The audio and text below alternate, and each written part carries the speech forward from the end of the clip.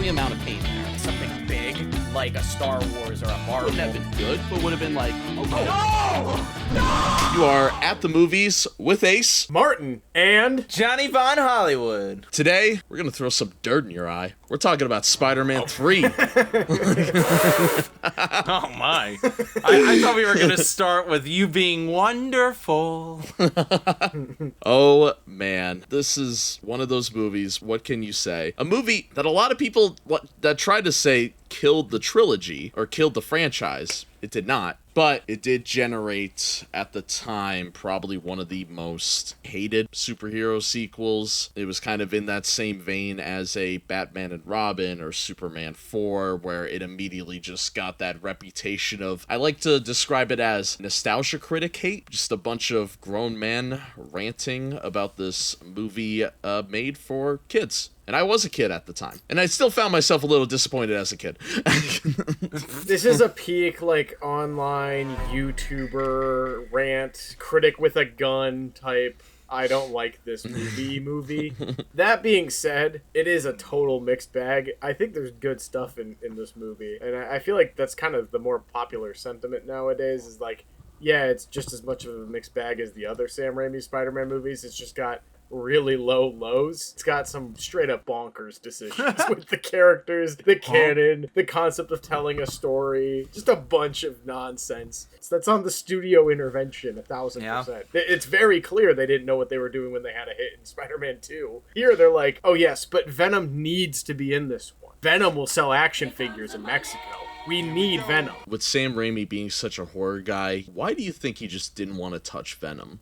Did he ever say why? He stopped reading comic books when Venom became popular. It's simple as that. He was starting to work on the Evil Dead movies when Venom was starting to come out in comic books. He was getting a little too old for it. That's why he always would go back to a lot of those older references. So he never really vibed with Venom. And then, of course, there was the big push of Avi Arad wanting Venom to be in this movie. And then Sam Raimi saying that when he started studying the character, he started viewing it from a different perspective than just Eddie Brock as this big, exact opposite. He wanted his Eddie Brock to be the Peter Parker opposite. We'll get into it, I'm sure, but we got Topher Grace out of it.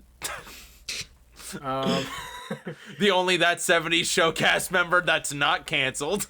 The cast is definitely a mixed bag as much as the movie is. Another reason, like, why it wouldn't have made maybe sense or along with not knowing the character that well, because it is from the next era, the actual, like, comic book origin of Venom isn't really something that they depict in, like, the modern version of Venom, but he almost functions in relationship with both Peter Parker and Spider-Man like another love interest, where it is this, like, cosmic parasitic entity that is actively pulling his attention and focus away from the other things in his life. It's making Peter Parker isolated. It's like a metaphor for, like, a toxic relationship. It's kind of smart the way that they introduce that in the comics at the point in which they do. It's really dumb to try to do that in a movie that's already done that in the last... This is controversial. A lot of people, I think, have debated on this, but strictly for this universe, I think it just should have been John Jameson. Comes back from a mission, the symbiote's on a ship, he becomes Venom and goes after Spider-Man. You don't have to establish a prior relationship. Like, you could maybe say, like, he's devastated after MJ leaving him. Peter is kind of in the fucking wrong here. And it could have been more of another villain you kind of feel bad for. Like, understand why he would kind of go a little nuts. You can make the same argument for just giving it to Harry as well, honestly, now that he knows that Peter is Spider-Man. There were definitely multiple things. You could have had a green Venom, mix it with the Goblin serum and shit if you want to go incredibly wacky. That. Thank God you weren't writing for Sony in 2007, Ace. They would have loved that, yeah. But back to the point of Venom as a character. It wasn't, of course, the symbiote suit was introduced in the comics in the 70s. But then later on, not until the early 90s is when they created the actual symbiote and the nature of the symbiote, the possible angriness. And I was researching this not too long ago. I didn't realize how much of an influence the Spider-Man animated series from the 90s, that was really the first big portrayal of how the symbiote works to what Nate was saying in the love triangle aspect, in the symbiotic nature, which nowadays, of course, we had the Venom franchise, which that's the hive mind Venom, but this was, to me, closer to the animated series than it was to any comic book thing that was really around over that time period. This is going to be one of those rare times where Ace is about to praise an animated property.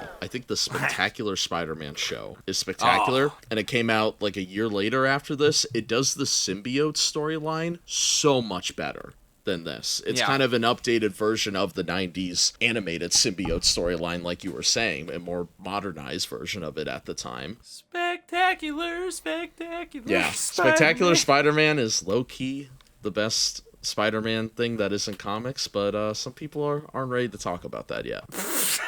But going back to there was a big studio push for that. Sam Raimi wanted to do Sandman because we are now in 2007. The technology's there. Why the fuck not? You watch Pirates of the Caribbean. Yeah, it's, the technology was also there for Venom as well. You could kind of see both sides. Like, I understand you have this CGI now. You may want to push the marketability, and oh man, the build up to this movie was insane. The toy line was insane. I had some of my favorite figures of all time is from this Spider-Man 3 toy line. I remember walking in to my local Toys R Us, and it just had a giant wall of like the Spider-Man logo and the Spider-Man face, and just a whole wall of all the figures from the first movie, the second movie, stuff that wasn't in the thing yet. And that's when I saw, just before the movie came out, a new Goblin figure. And I went, that's it? Goblin went X Games mode. He went full X Games mode. And you were so pissed that new Goblin wasn't spelled N-U Goblin. If this was any other character, I think I would have been down. If they made Harry like Casey Jones, which is what they tried to do at the end of this movie, sure. Like, that's a good design then if you're going for like a Casey Jones type character. But this is supposed to be the sequel to Willem Dafoe's Green Goblin? He was upgraded for the time. I don't think that Willem Dafoe's Green Goblin is really a good depiction of Green Goblin in the comics either. He looks like a guy in like a mech suit. Like, and in the beginning of this movie, you see different variations of the Goblin mask. Like, there's a silver one and shit. And I'm like, just do that. If you didn't have a good idea, like, then just do the Goblin again. The one thing I will say about the really clunky Power Rangers looking Goblin suit, and then those earlier rendition, like, prototype ones you see that Harry's built for himself, is it feels almost like a samurai thing. The way they're, like, put on a mantle. And and the first time I saw this movie, which I was quite a bit younger, I remember thinking, like, oh, there's like 4 goblins. Like, I thought each one of them was like another one, and they were all gonna suit League up of at Goblins. Some point. There was gonna be 4 goblins at some point. I remember, I don't know what TV show it played during the airing. Maybe it was during like a sports game, but I remember when the trailer for this dropped on like cable TV, freaked out. Like,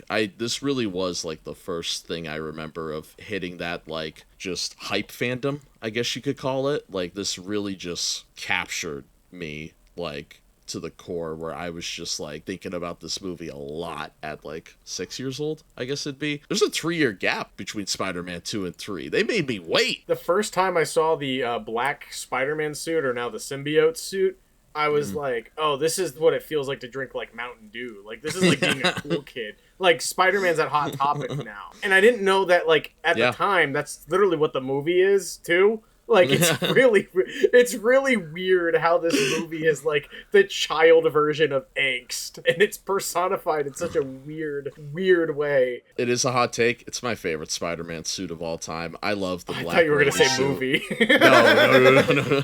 I had a really good figure of it, and I think that's what made me fall in love with the suit, and just ever since, it's always my go-to when somebody asks me. I think that this version of the suit in particular as well, thank God, because if you people have seen behind the scenes when they were originally trying to do the latex, completely blacked out BDSM Spider-Man suit. They're gonna do it. They're gonna do it. Yeah, but now we're in the superhero suit design era where everything has triangles and textures on it. But I appreciate that this might have been the start of the MCU and DCU suit problem. The fact that they were like, hey, why don't we give it a meaner spider? Why don't we keep the actual pattern and texture? I can appreciate. In relation to the current superhero suit problem that we have in this genre, I really like that viral tweet from a couple of weeks ago of Kyle Chandler as Hal Jordan in the new Lanterns show as the Green Lantern, and everyone's like, that suit's gray. Like, what do you mean? Where's the green? Is the green in the room with us? And it's like, yeah, it's still that way. There's still, even in something that's, produced by James Gunn, there's this fear of being too campy and too vibrant. Yeah. And you can't say that about these movies. When they go black with it, they go super stupid, like shiny black with it. And I think that's cool. That's why I would have been excited for a Sam Raimi Hobgoblin design, but listen, Power Ranger Green Goblin sucks, but I hate the prototype Green Goblin. The one that was like a goblin face and everything. I know, and people think that would have been good, and I'm like, I don't know. People would have hated the movie. That would have been like Skeletor, the first He-Man type of energy.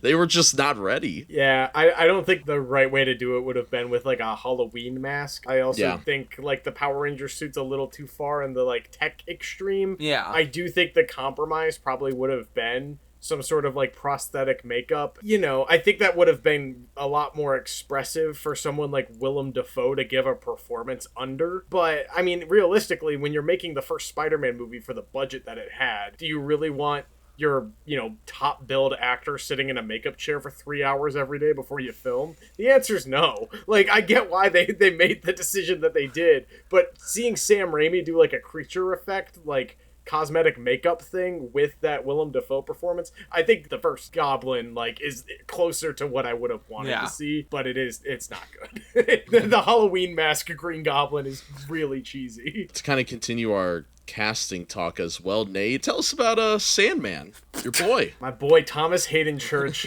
I love that somehow in two different cinematic universes and two different canons of Spider-Man, we got Sandman and Rhino played by the cast of Sideways. It's really, really fun. I'd like to think that they hang out. I don't know. Yes, I'd watch that spinoff. Come on, Sony. There's your spinoff, Sony. If Disney Plus was based, they would have created a Sandman and Rhino show, and it would have just been a sequel to Sideways. Sideways 2. It's really unfortunate because there is so much else going on in this movie, but I would imagine there's a version of this script where we get an even more empathetic main villain out of Sandman than we did with Dr. Octopus. And the main reason I say that is, yes, he's a criminal, but he's like a down on his luck guy. He doesn't really necessarily mean to be a bad guy. He's trying to save his sick daughter. There's these like more like working class and blue collar roots, even though it's more of like a green striped t-shirt with no collar, but you know what I'm saying. There's more of these like roots with this character of like an everyman, and that's something that Peter hasn't had the opportunity to face himself against. The last two villains were all like megalomaniac science geniuses, and I really like the last scene with Sandman before he gets Thanos snapped and turns to dust and flies away, where Peter forgives him. I think it's one of the best parts of the whole movie, because I think unlike other superheroes, specifically ones with such a great rogues gallery like Spider-Man, I think it's important for there to be a spectrum between how evil a villain really is. And it's clear that Sandman, in a weird way, when Venom's also the main, like, a villain in this movie, is the heavy, and then has, like, a redemption arc, and, like, through line of empathy throughout. I like Thomas Hayden Church in that casting. In a way, it's, like, weird, because he's not that, like, he's a tall guy, but he's not, like, a muscly guy. No, they really try by putting him in that tight shirt. I mean, they really try to be, it feels like they wanted to cast John Cena, and he wasn't ready for movies yet. He looks like an old comic book version of Sandman. Like, it is very, like, I always was like, you see him and you go, that is Sandman. I do really like that he's just a normal guy. Like, with just normal guy problems, like in New York City. You have Topher Grace in this movie playing Eddie Brock, and, you know, let's face it, they wanted to do an evil version of Tobey Maguire, pretty much. They casted the guy who competed for the role in 2002 to be Eddie Brock, and it's, yeah, I like Topher Grace, but this is one of the biggest miscasts in this genre. Can I say something absolutely crazy? Yeah. Topher Grace should have been fucking Spider-Man. What? He's so much more charismatic. Yeah. I like that he's, like, kind of a jerk. Like, Peter Parker's also kind of a jerk. Tobey Maguire's portrayal of this character is a jackass. At least this guy's cool. At least this guy's, like, intentionally a jackass. We should have talked about MJ next. When I was a kid, that 70s show would come on, and I would be a dumb idiot and think that I was watching Peter Parker and MJ on my screen on that 70s show. Oh, that's really funny. I used to say that to my parents when I was younger. I'd be like, oh, Peter Parker and MJ. So Topher Grace ending up being Eddie Brock, I was always like, I'm smarter than I look. It's so funny that I was so hyped for this movie. I did not revisit this movie as much as the other two, so I think that was a factor in it as well. Bryce Dallas Howard was casted as Gwen Stacy. Great casting. Like, unironically, criminally underutilized in this movie. Is she? I feel like she's got a lot of great scenes. Her dad has a lot of screen time in this movie. Yeah, not Ron Howard. It's more her dad. Not Ron Howard, but Captain Stacy, I mean. Do you think there was a part of Sam that was like, do you think I could get Ron to play the chief of police? That would have been awesome. or Clint, just have Clint Howard playing the chief of police. I like that it's James Cromwell. It's shoutouts to LA Noire. He's back. Yeah. It's guy who's played a cop in movies for 30 years. It's just the police chief of New York in this movie. He looks old. He looks old in this movie, yeah. Like, I know we joked about Aunt May and Uncle Ben looking so old for teenage Peter, but, like, that's also... Gwen, presumably, is around the same age. Yeah, so she's, like, 23, 24 in this. How old is he supposed to be? Nobody says dates in this movie compared. Well, they are in grad school. They do establish that. So we're assuming that Peter's finished undergrad, or he's had the same professor for 6 years somehow. It's like Connors is the only teacher at the university. I was about to say, it's got like the Boys World effect where Mr. Feeney just followed them throughout that whole show, like went to like each grade with them. Dr. Connors is the only teacher and professor at all of Columbia University. I don't know. I think Gwen Stacy could have been more than just a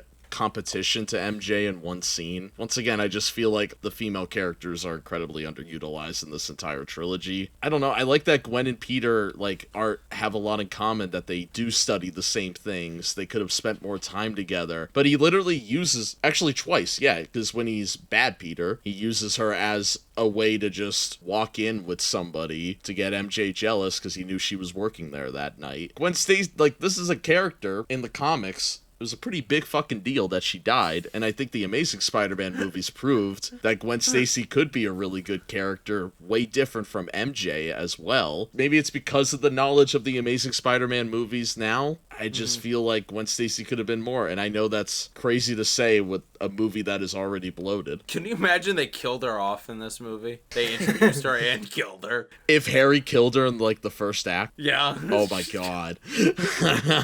That would have been absolutely wild, and I'm glad they didn't go there. I feel like this is probably just a symptom of these movies kind of growing in expectation and studio notes with each one. In a perfect world, you probably would have had Eddie Brock and Gwen Stacy in this trilogy from the beginning in some capacity or another. I feel like Peter having a foil that is, you know, a similar photography, more charismatic version, I guess, if that's what they wanted to do in this universe.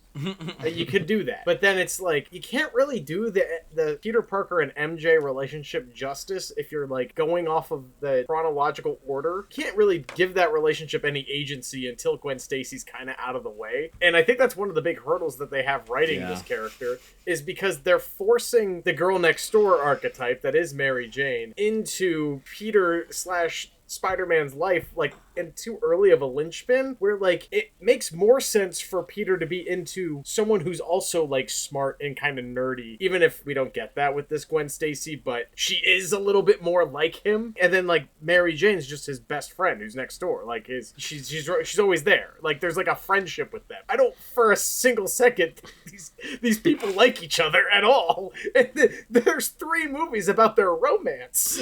To get into the movie, like, this movie starts out weird to me because Spider-Man is thriving, the people love him and MJ are doing good, he went to her show. I know Spider-Man 2 ended so, happy and stuff, but this just seemed really, like, soon for the people to embrace Spider-Man. It's not like the Bugle went under at the end of 2 or anything. Like, the Bugle's still posting nonsense about Spider-Man, I assume. Plus, they have the internet now. I do love that scene with Peter in the theater and him mouthing the words and stuff, sitting in the chair. I think all that is great. Okay, but compared to the other movies, this one opens with them doing the play, and then after the play, the meteor immediately crashes while they're hanging out on a web in the middle of some woods in New York. Then he goes to see Aunt May in the apartment. Multiple things are really weird in that scene to me. This movie starts out wacky. You weren't wrong, Ace. Yeah, this movie is... You know what always threw me off, too, about this scene is her hair being down. In every other scene with Aunt May, she has a ponytail on, and it's just kind of jarring that, like, Peter shows up at her door at, like, 2 a.m.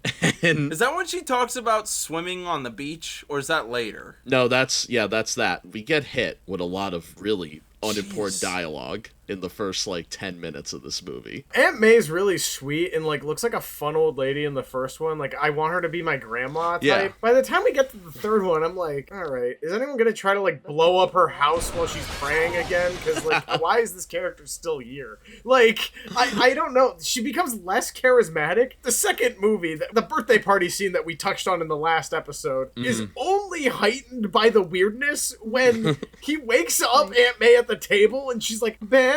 Oh, I thought you were Ben. I thought it was a long time ago. And that was, like, fucking weird out of nowhere. What, is she gonna have, like, dementia in the third one? And then the third one, she's, like, barely able to stand up. I'm like, oh my god, 3 years passed? I thought Rosemary Harris aged 30 years in 3 years. And then she's fucking British now. What happened? Did she go to Downton Abbey? I believe Rosemary Harris is still with us, right? Yes, she is. Good for her. Yes, she is. Good for her. Well, God be with you. Thank you for being with us still, Rosemary Harris. Well, I mean, we don't know when this comes out in, what, 2 or 3 weeks? Oh my god.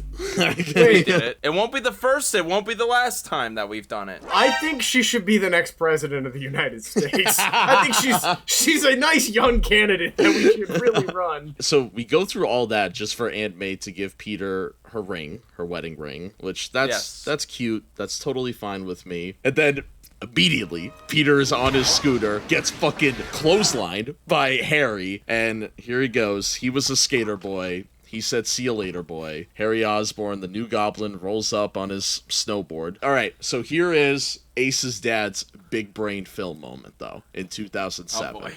I always remember this. So, he would have to sit there and listen to my ass theorize what's going to happen in this movie. And my dad, this was months before the movie. He was like, so this movie has Harry, Venom, and Sandman? And I'm like, yeah, it's gonna be awesome. And he's like, that's too many villains. I think Harry's dying in the beginning. And I'm like, oh, there's no way. He's like, no, something's gotta happen to Harry. So when Harry hits his head on that fucking pole or whatever, my dad in the theater goes and said, told ya. What is this, 9-year-old Ace in the like theaters? 7-year-old me, like 8 years old. So, to that point, though, do you think Sam Raimi wasn't the writer for, I don't think, any of them, but, like, do you think the writers realized that the movie had a lot going on and we need to unconscious Harry? Yeah, we need to do something with Harry. Yeah. So, just fact check here. Sam and Ivan Raimi wrote all 3 of these movies, but there were a series of additional studio writers as well The only one credited on this one is Alvin Sargent, but it's pretty clear that like the script went through a lot of drafts and a lot of like notes with studio kind of writers by committee, essentially, including, and I think this is kind of where we're getting with the Harry amnesia subplot. They were like, we need a reset enough where we don't have to give this character screen time. Yeah. But ironically enough, it's one of the most comic book accurate things. Harry Osborn in the comics gets amnesia like 6 times. Every time! You watch the 90s Spider-Man show, every 4th episode he has amnesia. I kind of look at this in my wrestling booker mind. You left the audience with the ending of Spider-Man 2. You might as well kick off the movie with the thing everybody's waiting for, is the Harry and Peter confrontation. So if they were going to do something immediately, I guess that is the one to do, right? No. Kill off MJ first. Have Harry accidentally kill MJ. That'd be crazy. There's 2 plots just off the rip. What I think would be really great is if you actually started the movie with Paul Giamatti in a rhino suit. Just to bookend the whole movie. Yeah. From an action movie standpoint, what do we feel about this first Harry versus Spider-Man fight? Well, it's a Harry versus Peter fight. He's not even in his suit. It's weird. I love it. Him trying to grab the wedding ring is so effective. I do remember that in the theater of people going like, when he like almost loses that ring. It is super effective to this day, I will say. Like it's done really well. I like when Harry's throwing the pumpkins and Peter's like, hate those things. Like there's some good stuff in it. I hate those things. I think it's smart kicking off too with that fresh but familiar goblin-esque, you know, like, hey, like this is going to be a it's now player been 6 in the years game, but... since a goblin has shown up too, like from an audience standpoint. Yeah. So starting it with, hey, we know how we teased you in the last movie, and I know we talked about it in the last video as well, but Nate, when you said that you liked when Peter was doing the Spider-Man stuff as Peter, I think that's also what I really like about this opening sequence. Like in the video game, this game is tough. This game would piss me off. This game sucks. The Spider-Man 3 video game sucks. It looks disgusting. It's but like, this is how you kick off the game. We get the lizard in it. We finally get the lizard in the video game. I really like that introduction. I like that it's it's Peter getting attacked. I like we talked about it with the first movie, that Matrix-esque filming of like the ring, those like and was this released in 3D? Doesn't it feel like... You bet your ass it was released in 3D. I couldn't remember if we saw it in 3D or not. I have mixed feelings, because I hear what you guys are saying. I do like that you get to see Peter Parker versus Harry. I like that he's blindsided by it, like, not ready to be a superhero. There's something about the visual effects in this scene, even though it's in a contained set. I don't know if it's because things are moving so fast, and then they do that kind of Matrix style, like, slow down, and then things actually finally look clear. But there's something really weird about like the scale of Peter as a character and as a man, as an animated object, and how it changes like so many times within a shot. It's really weird. It doesn't feel tangible. Whereas almost everything else in these movies, even if it is dated CG, feels like it's a tangible thing in its universe. This is my last thing about the goblin suit. But another thing that did bug me, if you're going to commit to the snowboarder thing, commit. He immediately takes off the mask. We barely see this fucking mask on screen. That always has annoyed me. I'm like, if you're gonna even commit, when he's scarred, he doesn't wear the mask. It's like what's the point of even the mask? Look, they were paying big money for James Franco at this point. Yeah. Still not Oz yet, though. And then we see Flint Marko escaping from prison, flees to his ex-wife, not really explained. The bread he cuts in that kitchen scene looks really good. It looks like bread from like Outback Steakhouse, and it makes me really hungry every time I see it. I've been eating Ace, please. Okay.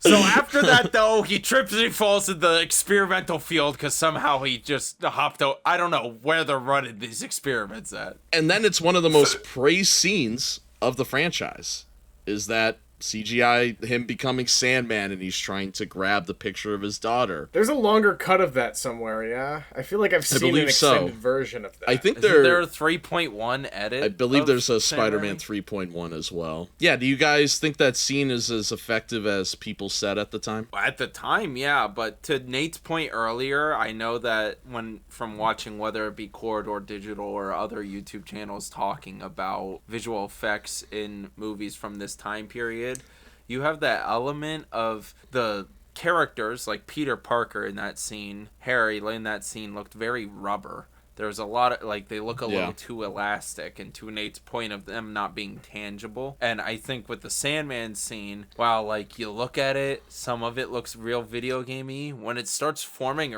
around him, it's, like, really solid, though. It helps there's no humans in that scene, I think, as well. Yeah, the thing I really like about that scene is it is kind of that same Byronic hero kind of struggle that we get with the characterization of both Norman Osborn and with Dr. Otto Octavius in the first and second movies. It's all done, like, visually. You know, like, we know his character motivation is doing whatever he can to rescue his daughter. And so, like, even as his material body is shifting into sand and he's reaching for it, it's really cool and stylized. Does it feel like a, I don't know, Aphex Twin music video from like 1997? Abso-fucking-lutely it does. But is it still a cool, like, way to interpret that character's, like, struggle on film in a way that doesn't have really bad dialogue? Yeah, it's refreshing. I think people remember it so fondly too. It's one of the few times in this movie where the movie slows down in a really good way. We just saw a lot in the first 20 minutes, and, like, let's actually see Flint Marco's origin here. One thing that we have barely touched on so far in this series is the Danny Elfman score. Yes, and I was gonna love say the score in this set piece, in this scene. I think all of the music in Spider-Man 3, especially, is, like, some of Elfman's best work. I was about to say, I think 3 is my favorite soundtrack, like, score-wise. Funny you guys say that, because I think 3, he doesn't technically do. I think it's his protege guy who does it. And I love the score of 3 as well. Yeah, it was basically that similar situation to Pirates of the Caribbean 1, where whatever Hans was, doing, he had his other guy do the score, and the same thing with this movie, but it's somebody I know. I can't remember who it is. Wait, Ace, I had a question for you, though. Yes. As a kid, logically now, we probably assume a lot of the budget went to the Sandman scene, and that's why we got a lot less Venom in the movie, right? That's what we'd probably assume. What do you think you would have... Do you like the amount of Sandman you got compared to the amount of Venom you got? Or do you, think it should have been evened out more? I was kind of curious as to what you thought. My issue is I don't think Sandman is strong enough to be a solo villain in a Spider-Man movie, and I think Venom is strong enough to be a solo villain in a Spider-Man movie. And then if they've put the two while adding the New Goblin, it was just too much. I think I would have preferred if it was Sandman and New Goblin, you have them running amok, Peter's getting frustrated, then you have those two team up at the end, and then it's 2-on-1. I don't know how Spider-Man gets out of that in that situation. Maybe I add, I know I said in the last one, but maybe I would add a Black Cat, somebody that could help Peter in that third act instead of Harry, if Harry is still the villain in that third act, and then Venom you do in 4 or 5 or never. And then that's when we learn that Flint Marco was the actual Uncle Ben killer, and talk about a Star Wars sequel trilogy moment. I have conflicting feelings on how this information is given to us. I really feel like weird. It's really dumb that they filmed this scene twice from, Peter's imagined perspective when he hears that Flint Marco is his killer, and then, an hour and a half of movie later, we see the confession scene where he kind of tells Spider-Man how it went down, and he more or less just got startled, I guess, and then shot and killed Uncle Ben. It's really dumb either way to make it an accomplice to the same guy that Peter thought it was. It also undoes a lot of the dramatic tension of the first movie, and giving that character some agency. Like, him not saving that guy is now like, I guess like Peter should really just beat himself up about this forever. Yeah. Yeah. It goes into this franchise's problem where everyone has to connect to Peter Parker, not just Spider-Man. And it is to the detriment of the movie. Absolutely. Star Wars. Yeah, it's probably one of the worst writing notes of this whole movie. There's a lot more we have to get into. Don't forget, Mary Jane's Broadway career struggles after poor reviews goodness. and losing her role. So I do want to highlight something here real quick. In Spider-Man 2, she's asking Peter to come see her in a play, and he doesn't show up even though he says he will. And it's a play. She's in The Importance of Being Earnest, right? Yeah. In Spider-Man 3, she's in a musical. I'm so glad you brought this up. I wanted to talk about this. She hasn't talked about singing yet at any point in these movies. No. And she's not a model, or she is a model, and she's an actress, aspiring actress, and a waitress. We see her do all these things. Not once do we hear or see her sing. And then we're supposed to hear that she's so perturbed that she got bad reviews as a Broadway actress because she can't sing and hasn't sang yet? I'm so confused. And apparently you cannot hear her past the 3 rows in a theater. Yeah, no wonder homegirl's singing so quiet. She's never sang before. Well, exactly. That's what annoys the hell out of me with it, because then the whole rest of the movie is her singing career. With what singing career? I didn't know she was a pop girl. Yeah, she's singing at a jazz club. Like, now she's got jazz standards. She can barely sing show tunes. If she can't sing at the theater, why would she go to a jazz group? Also, if Harry's like one of the richest men in all of New York, why the hell's he in the cheaper seats? I love the bouquet of flowers, too, that he buys Mary Jane because he knows Peter can't afford that many flowers. I just wanted to point, when Mary and Peter are fighting, which is the next thing, because Peter's talking about, like, well, when I'm down, the people bring Spider-Man up, and it makes me feel so good. And then MJ's like, we're not talking about Spider-Man, we're talking about me. They're both in the wrong. Like, this is just the worst couple imaginable. Like, just think of the worst couple you know that have been together for years, and you're like, why? They just hate each other, and they have nothing in common. That's MJ and Peter in this movie, times 100. Yeah, it's kind of weird to make your, like, love triangle, or, like, your, like, I don't know, central romance of a 3-movie, like, saga. Essentially just, like, the couple in the friend group that should have broken up 2 years ago. This is also the first time we've experienced them as a couple. We technically haven't gotten them as a couple until this movie. And you're telling me we're, what, a few months in? And she's getting mad at First off, she started at Ace, because when she was like, I got bad reviews, Science Nerd over there was like, oh, the reverberation in the theater. He was trying to defend her, and she wasn't having it. Then first time we've ever seen him actually reference anything science-y off his own cusp yet, by the way. Not only the first time we're seeing them as a couple, it's the first time we're seeing him actually be a fucking nerd, finally.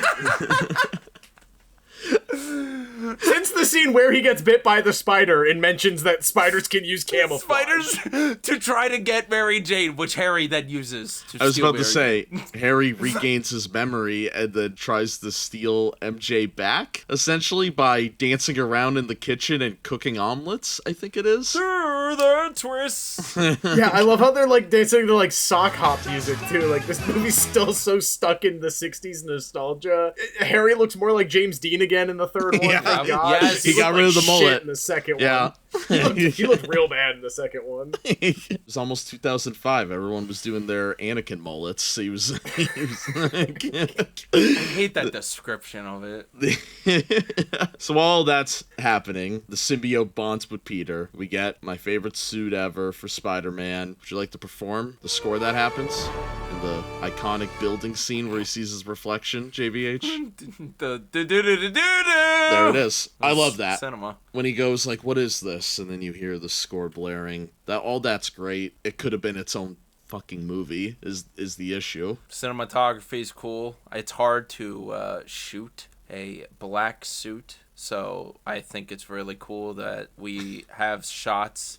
Like, I know this is later on, but when he's on top of the church, the cathedral, and, you know, that's a dark background, gray object that he's standing on, and just a black silhouette of a figure, but you could see that it's so perfect. Like, everything just looks so clean. Maddie's dad has it tattooed all down his arm. Oh, that's pretty another badass. really good point that Cameron brought up to me while we were watching this movie. My beautiful girlfriend Cameron over here kept saying that it felt like in this movie they were trying to make Spider-Man more like Batman in a way. Yeah. Where it's like, it's not just the angst of it all, it's the like the brooding on top of like a church, and this like there's this like moral like thing that he's got now where he's like not killing his villains or like letting his villains suicide in front of him, I guess.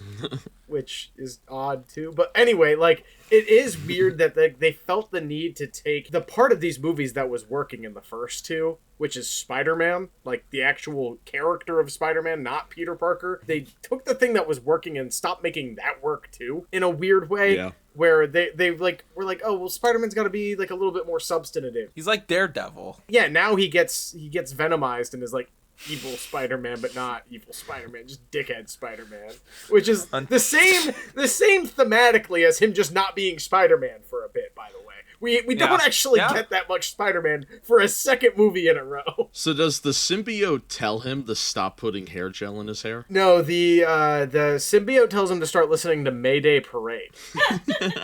He thinks he killed Sandman. Yes. In the subway. He says, dude, that "Good scene where he's out riddance." for vengeance and just beats the shit out of Sandman is awesome. Am I gonna be on the screen if I do this? Oh fuck! I'm too big for it. I was doing the Spider-Man pose. Good riddance. Yeah, I love that train sequence. I think that's, from an action sequence, I think that's my favorite fight, like when he shoves his face into the moving train. There's some really cool visuals in that scene. That's great when it's grinding against him too. Oh. Every time I do revisit this movie, there's a lot more Sandman action than what I remember. Like visuals that I think are like pretty iconic now. Sam Raimi was saying F you to the studio and just blowing that budget. And then he thinks he killed Sandman and immediately transitions into the dancing in the streets and the buying the black suit jackets and everything. Like, one of my favorite transitions ever. Do you guys think it's too goofy? I think that character specifically would think that's what cool looks like. Like, I understand what they were going for. Yeah, it very much feels like a 7-year-old drinking a Monster Energy drink or a Mountain Dew for the first time, or having his mozzarella sticks ready in the microwave. It's a child's version of angst and cool and like edgy. It's really fucking silly. It's really not good. I love it. I love every minute of it. It's probably the best part of this movie, and it's not good. Nate was just saying this too, but this symbiote Peter isn't really a dick. Until he pushes MJ later, he's just kind of being the ass Peter that he was in the last movie. If him and MJ had broken up either way, this is the way he would have been acting until he accidentally pushes her. Are we at the scene where he kisses Gwen Stacy in front of Mary Jane? We yet? skipped that. Skipped is the Sandman and bank heist, the Sandman bank truck heist. Oh my goodness, yes. Holy and jump shit. straight to killing him. Yeah. Okay, yes, so it goes, I have it playing in the background on mute, by the way. That's why I was like, I knew we skipped something. So it goes, Spider-Man is getting a award from the city, so for some reason, Captain Stacy's daughter is the one giving Spider-Man, I believe, the key to the city. Yes, key to the city, and this is because he saves her from that really cool skyscraper sequence where she's doing the photo shoot. And also, why is she also a model in this? Shouldn't that be what she's the Mary opposite Jane's Mary doing? Jane. She's better Mary Jane. Yeah, that's really what they were going for, is they just wanted Mary Jane too. Yeah, I know. Anyway, that great set piece. So Spider-Man saves her, and that's why she's the one who gets to give the key to the city to him, and she's the police chief's daughter. And is that who Eddie Brock's gonna marry? Do they even talk to each other? Is he just an incel that's like, I'm gonna marry the chief's daughter? They never speak. They went on one date, I believe, and I think she said they just went for coffee, so I don't think she even counted it as a date or something. Yeah, and then when she's hanging, Stacey's like, is that Gwen? And Eddie Brock has the camera looking up at her. He goes, yeah, it is, sir. Oh, Eddie Brock, I'm dating your daughter. Like, what the hell just happened? That was the most That 70s Show moment from Topher Grace in this movie, was that back and forth. And after that is when Peter's going to propose to Mary Jane, and we get your favorite Bruce Campbell cameo, JVH, as the French waiter. Yes, so trying to help him best he can. It utterly fails just because of... Well, not just because of MJ, but Harry didn't really affect her yet, huh? They were just hanging out. He didn't say he still had amnesia, break up yet. Yeah, he's about to ask her to marry him, and then she goes, well, I can't do this, Peter, and then leaves. Because Gwen shows up. Like, she just so happened Gwen to be at the same restaurant. really does a great job of ruining that scene. I'm not gonna lie, when she's like, again, the problem with this movie is that Peter Parker and Mary Jane do not work. It's the problem with all three of these movies. Neither one of them communicate with each other, right? So Mary Jane never says that she didn't get to keep her job as an actress and that the reviews were so bad she got replaced by someone younger and probably prettier. I don't know. You don't see her, but there's that blonde girl. That's the vibe. You do see her. She walks in on her. She gets replaced by a blonde girl. That's right. And then a blonde girl shows up to dinner. The same woman that earlier that day she watched Spider-Man kiss. And then there's no reason why these characters should work. Peter hasn't even mentioned that his lab partner in master's school, or whatever the fuck they're doing in Connor's lab, is Gwen Stacy, who's also a model and a science girl, I guess. I don't know, who knows. But anyway, she's like all over him, bro. That hand's like on his chest, and her nails are just recently done. Like, I don't know what we're doing there. This is a bad look for Peter. If I was Spider-Man in this situation, if I was Peter Parker, I'm throwing myself out the window and getting away from both of these women, because this is scary. Like, he's cooked. It doesn't matter how bad Bruce Campbell's fucking up at being French. It's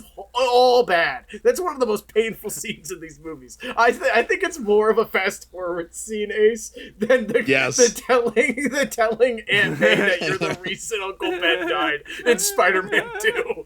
I think this scene is so icky. Oh, yes, before that, Eddie Brock sees him right before he fights Sandman, and Peter destroys his camera, says, "See ya, chump," and farts. Embedded into my mind. It's the nice Cocklando all over again. Also, Peter freaking Parker, as a fellow photographer, you know, what an ass. Yeah, that's the most Venom thing he does in the movie. It's like, cameras are freaking expensive. It's like stepping on your Jordans. Like, you don't do that. Well, not only that, there's also the feud between the two of them where only one full-time position's open at the Daily Bugle, and they're competing to see who's going to be the official Spider-Man photographer for the news publication that only publishes stories about Spider-Man, apparently. So, not only is he just ruining this guy's day, he's also taking away a potential job opportunity. So, with no camera, what's Eddie Brock to do? I'm just going to use AI to submit a photo of Spider-Man. You beat me to it. Nailed it right on the head. I was about to say, Peter shows everybody that Eddie Brock AI-generated Spider-Man stealing.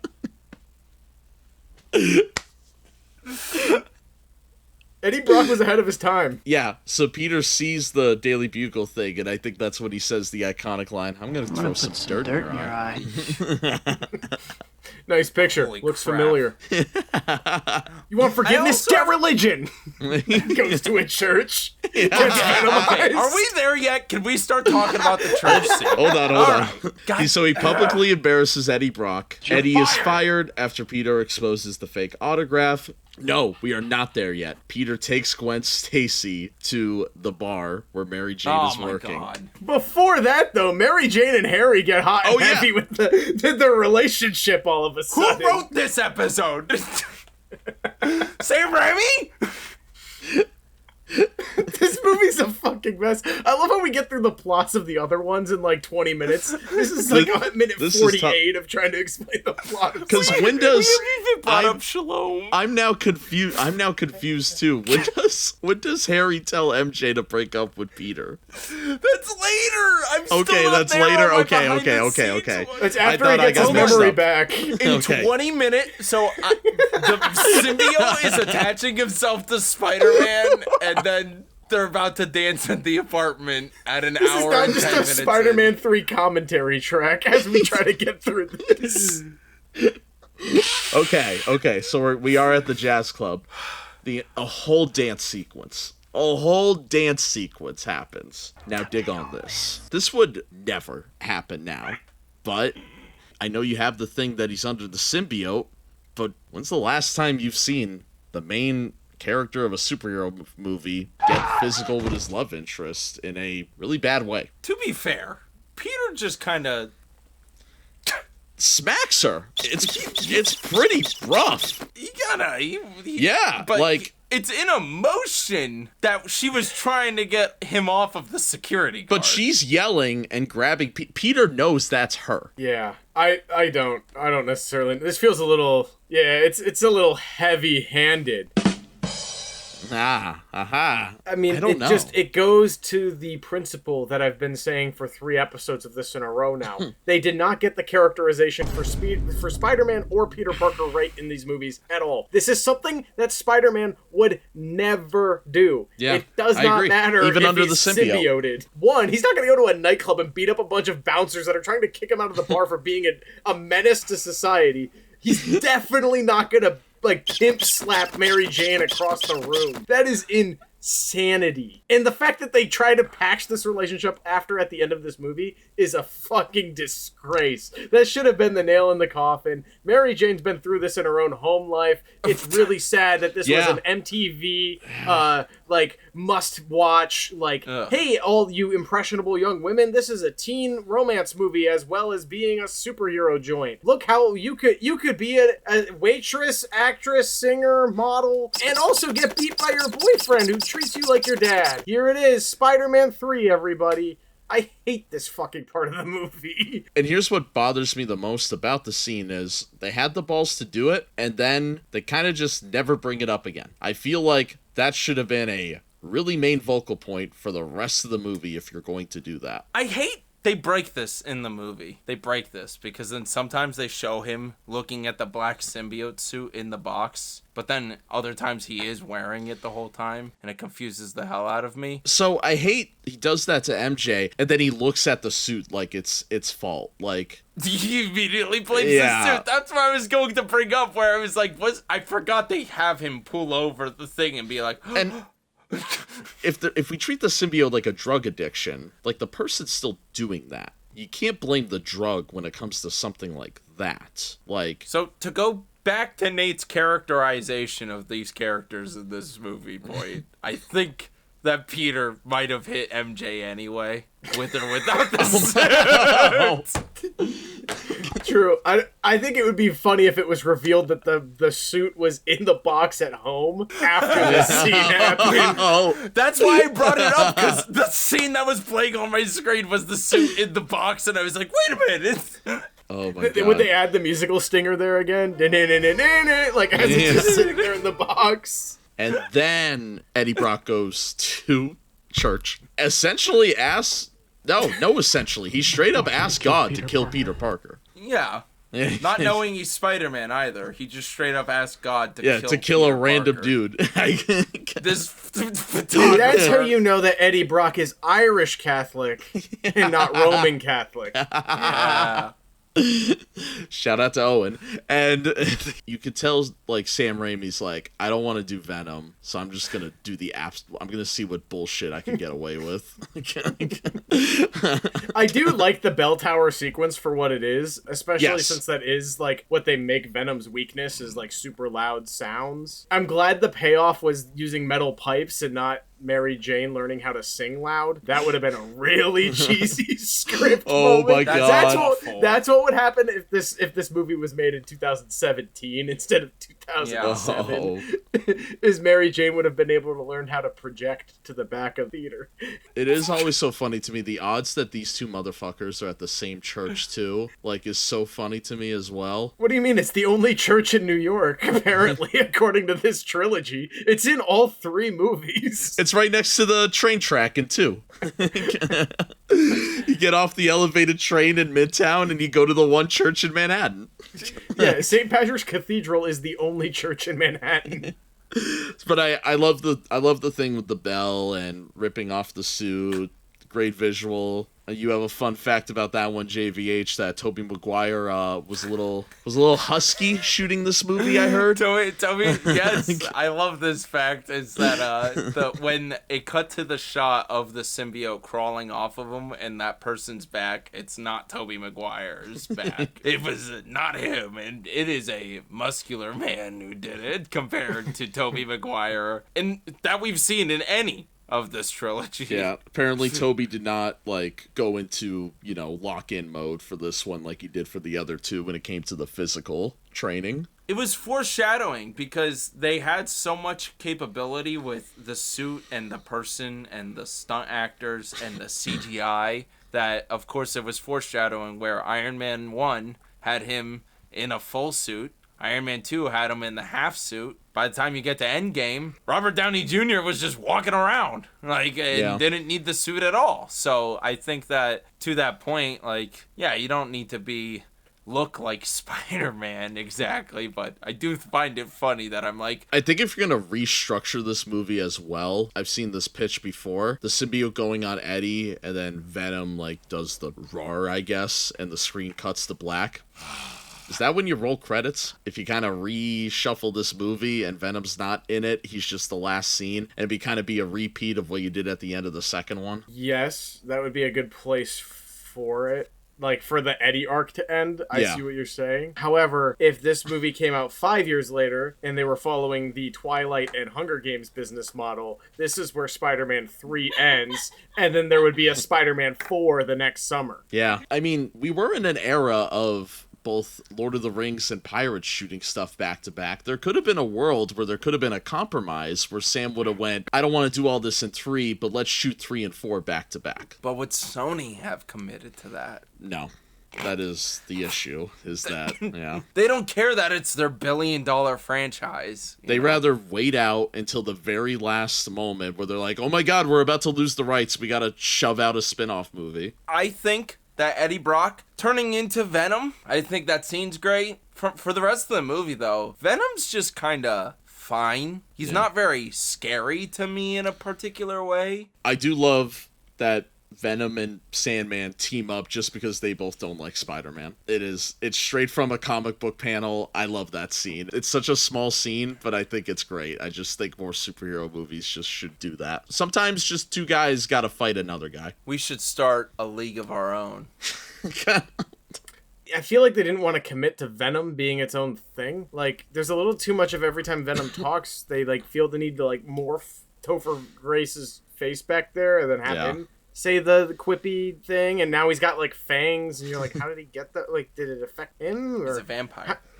What the hell's going on? I felt like it would have been stronger if after we see the thing take over Eddie Brock, we don't see Eddie Brock again. Now it's just Venom. I feel like that would be a great contrast to what's happening with Peter Parker and his Spider-Man, morals and principles, and actually, more importantly, his self-worth and pride, really, versus his ego and whatever the hell's going on when he's wearing the black suit. They mess up any opportunity for there to be a good theme or a good contrast between these characters once the suit comes on. Now it's just there's good Spider-Man and bad Spider-Man fight.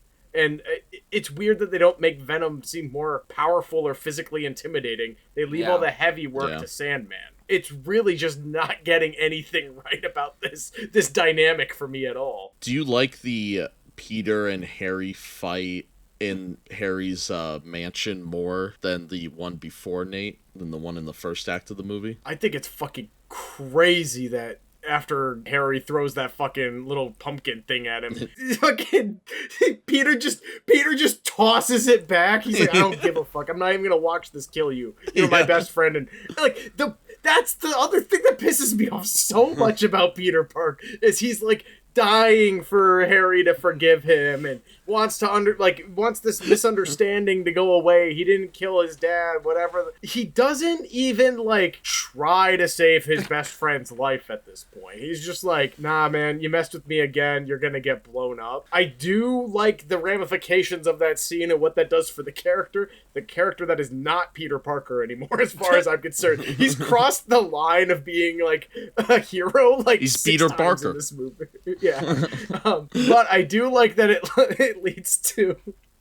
I guess this is a little later. I don't want to jump ahead anymore. But the rip-off Alfred character who's had one line in 2 movies up until this point, giving a whole monologue about how Harry needs to be there for his friend and how he's seen things in this mansion that he doesn't talk about. In Epstein's New York feels very weird. What was Oscorp really about? But then anyway, when he's like, yes, it's important that you're there for your friends. They love you. I love you. It's like, what the fuck? And then like his friend just literally tried to blow him up with his own weapon. Like, I don't know if anyone loves Harry at this point. Anyway. I mean, the biggest plot hole of that too is that butler kept that information knowing that Harry has been trying to find Spider-Man in 2 because he thought his father killed him. I like the behind the scenes of that scene. You know, the Alfred knockoff actor, one of his 4 lines. The behind the scenes, they did that in a lot of takes because he kept saying the gilder instead of the glider. The blade that pierced his body came from his gilder. Okay, his glider, that's right, glider. That's right. All right, here we go again. The blades that pierced your father's body. Maybe that's the thing. Maybe that actor, gilder. Maybe that actor was so bad that he he never became Union until the 3rd movie.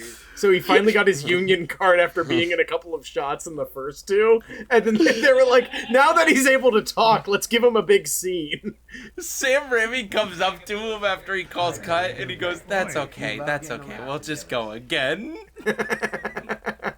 Venom kidnaps MJ in this movie so easily. Like, MJ just keeps getting easier and easier to kidnap for these Spider-Man villains, it seems. Which is why he didn't want to be with her in the first place. To be fair, I don't blame her because it's the only way she gets any attention from the man she allegedly loves. She has to get kidnapped in order for Peter Parker to give a shit about her. It's so sad. Which leads to the set piece on the construction site. I love Jameson having to pay the little girl to take photos, and she's upcharging him. Shout out to Sam Raimi's niece for that one. She gives a great performance. Best child performance in the 3 movies. Yes. I like that the reporter for CNN is British. How much more can he take? I love that Jameson yells for Parker like he will just appear anywhere Jameson is. Like there was no reason why Peter Parker would be there at that moment. Because you're right. Because they established throughout all 3 films, in the second one when he claims Doc Ock or whatever, he says yes before he even says the H in Hoffman in the second one. So that's why he expects it to work. JVH has somebody like that now. I do. Good I friend. have 2 people like that. One's Irish, one's from Korea. Shout out to Flame. But anyway. This climax is a bit longer than the previous 2 films. They are there for a hot minute on this construction site, probably of that building. I hate this part in the video game more than anything in the world. I never got that far. Because if you died facing Venom, it resets you back to facing Sandman again. So it goes Sandman, then Venom, and it's a pain. It's terrible. It sucks. You know what I noticed about his mask in this scene? I hate that it rips the exact same way as it does in the first movie. That bothers the shit out of me. You couldn't even come up with something new or differently created. Like, what if it was just his mouth? What if he had, like, just Just The mouth open. Oh, like you look The like guy a in the luchador. elevator from Spider-Man 2 would really like that.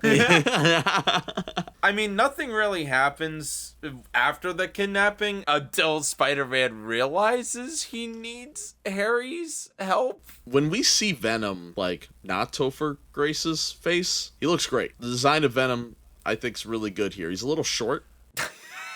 Like, Now, you can't really appreciate it in the movie, but I do love the actual, like, there is a webbing design on the chest. Yes. There is a kind of small logo. there's a great toy of it. And the suit, Yeah. because I had the toy, the suit is not black. It's a very dark blue. Yeah. It's like almost purple. And what upsets me, the only thing that I kind of dislike about it is I do not like the mouth. Nothing can convince me. It's very that the Jurassic Venom Park mouth- Raptor.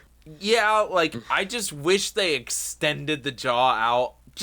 And that's me being my little comic book nerd prick, where I'm just like, he doesn't look as beast-like as I feel like the drool and, like, the point of him having that extended jaw is so that he looks gross. And I do like the mouth in the movie, but I'm like, they couldn't make him more raptor-like even, Ace. Just give him a Yeah. little bit of a protruding mouth. Yeah, I mean, obviously Venom has taken on several, like, shapes and stuff like that over the comics, and, like, now the modern way of doing him is he's kind of, like, almost, like, Hulk size, like, he's Yeah. really big. He keeps getting bigger, yeah.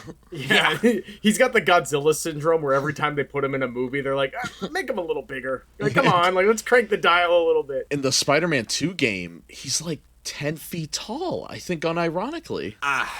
We're not allowed to talk about that. Turn. My biggest problem with the design of Venom in this movie, like, once it's Venom and not Eddie Brock's head, the head proportion itself just isn't big enough. Like, what you're saying Yeah. with the jaw, I agree with, but, like, his head shape needs to be more, like, alien-like in Yeah. a way. Like, for the Venom design to have that crazy-ass, like, long tongue and to be, like, a little freak. We barely have a shot of his eyes in this. It's just his Yeah. mouth, and it feels more like puppet creature or, like, monster movie villain than it does, like, a full-on, like, humanoid when he's moving around and zip-zapping Yeah. around. In this set piece, I hate when it's him versus Venom. I hate that so much. Yeah, then Harry comes in to help.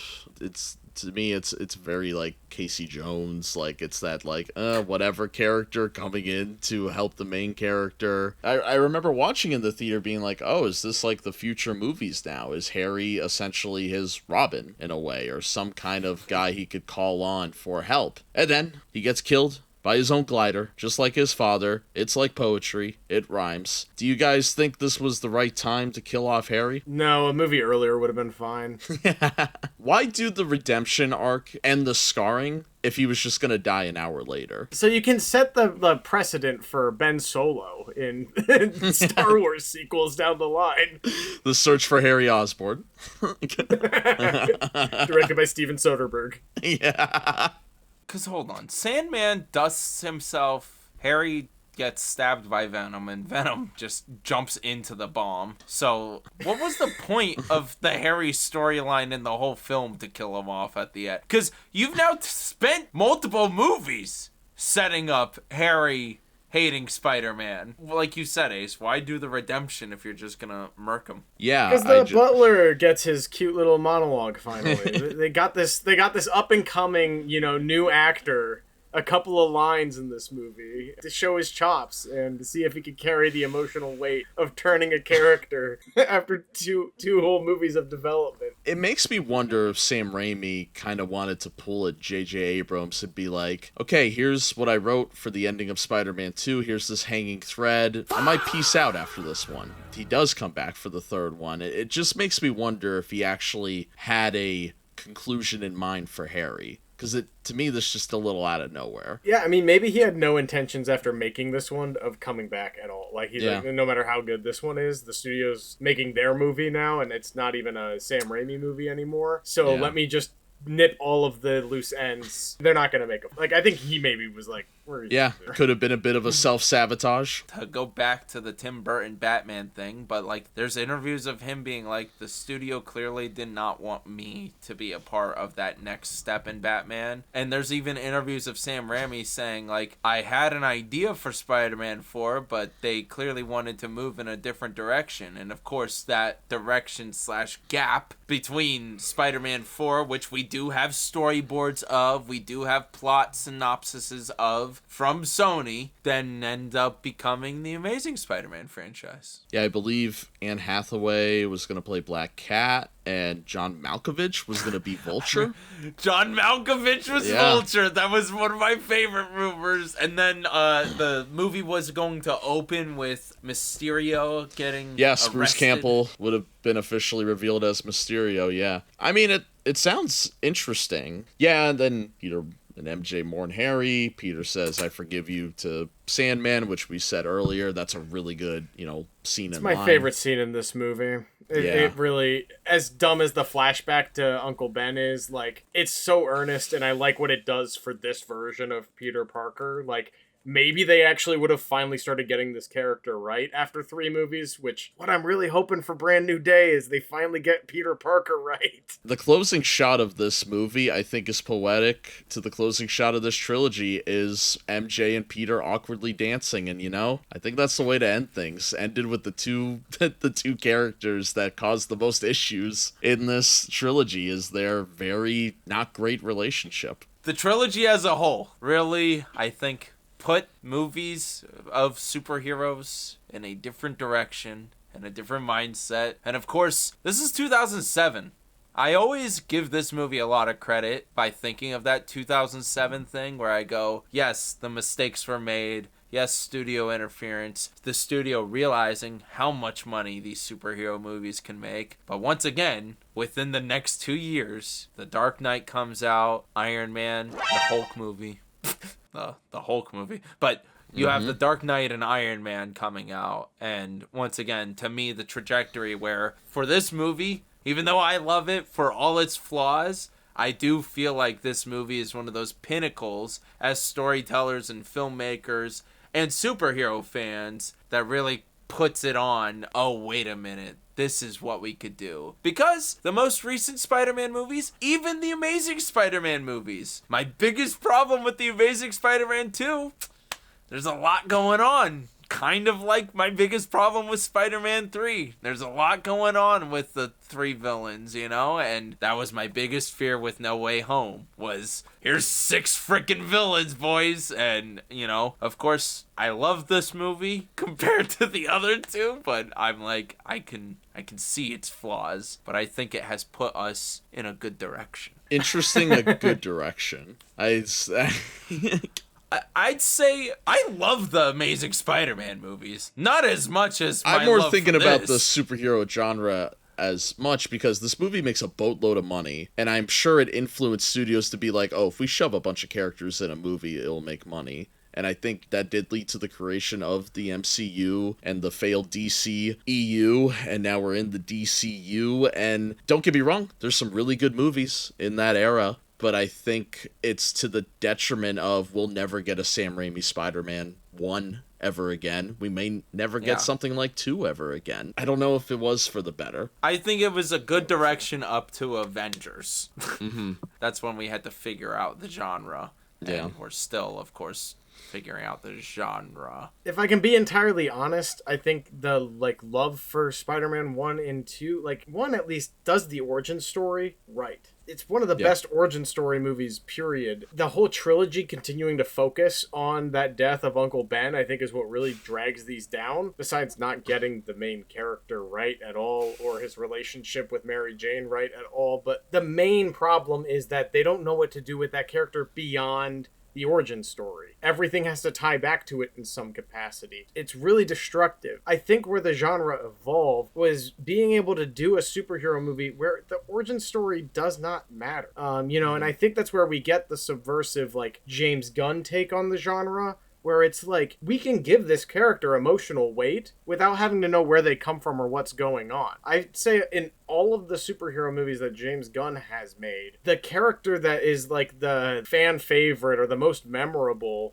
is often a character we still have questions about. It's Polka Dot Man in The Suicide Squad. It's Yondu in Guardians of the Galaxy 2. Essentially, like, I think there's a way to get these movies more accurate to the comic book route by having them be stuffed with characters, so long as the writing for those characters is as strong as it is over the course of multi-issue graphic novelization. You don't really get the benefit of time with that in movies, so you have to be really economic with the scenes that you give them. I think the worst thing about these Spider-Man movies, the Sam Raimi ones, is they have all the fucking time in the world to make Peter Parker a likable human being, and don't.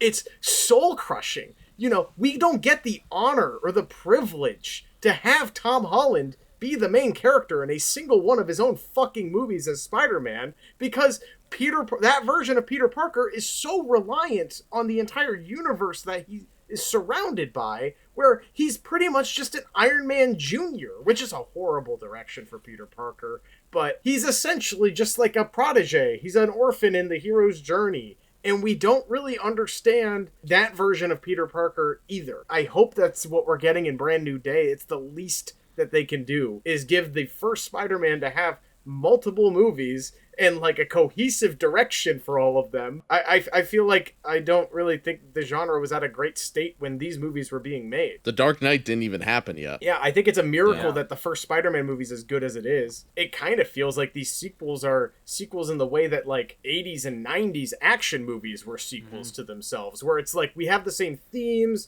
we're going to build upon it, maybe make it a little bigger. And I don't think that they characterized any of the main cast in a way that was justifying 7 hours of runtime between these. It seemed the 2000s repeated themselves like the 90s, where you had in the beginning of the decade these breakout movies for the genre, and then just didn't know how to continue that ride, or didn't know how to evolve, I should say. You fall into a movie like this where it's still enjoyable. It's the actors and, you know, characters and visuals you like from the first two movies, but something is just off. And, you know, people said the same thing about Batman Forever and Batman and Robin and Superman 4. Like, this genre really had that issue for 3 decades, and then, you know, the cinematic universe boom and everything was kind of just on a stagnant line for a little bit, and up until 2020. I hope Brand New Day could break that mold in a positive way. I'm with you, where I hope it's a Peter Parker movie. They don't really have a choice, because they made everyone forget who the guy is. He essentially has to start. No, it will come back somehow. Everybody's gonna fucking remember at the end of this movie. It seems like the focus of this movie is on rebuilding the relationships with the characters I thought we were finally getting rid of. Yeah. To let this character be the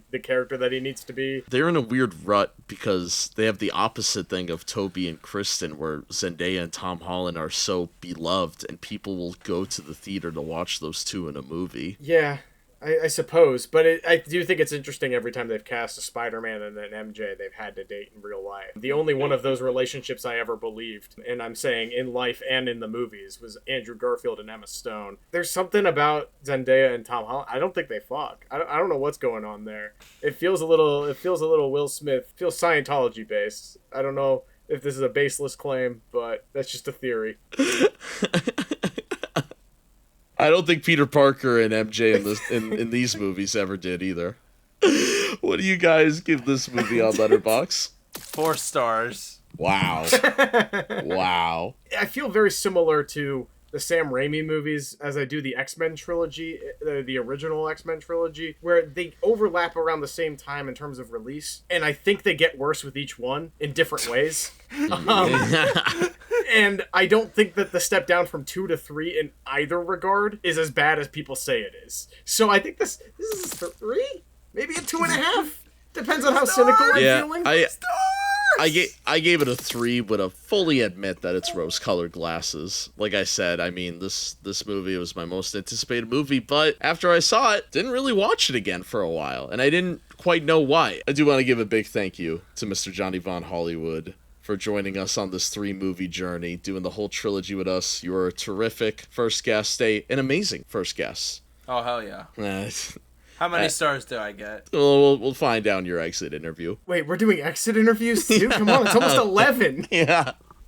But next time you'll see us, Nate and I will be covering the Amazing Spider-Man 1 and eventually 2. We were both Amazing Spider-Man defenders, so get ready for some glazing, I think. And we'll try to be critical as well. Oh yeah, nothing's perfect. There's not been a perfect Spider-Man movie yet. Yeah, and I don't think it's happening soon. But we'll see everybody on the next episode. This has been At the Movies with Ace and Martin. Still don't have an outro.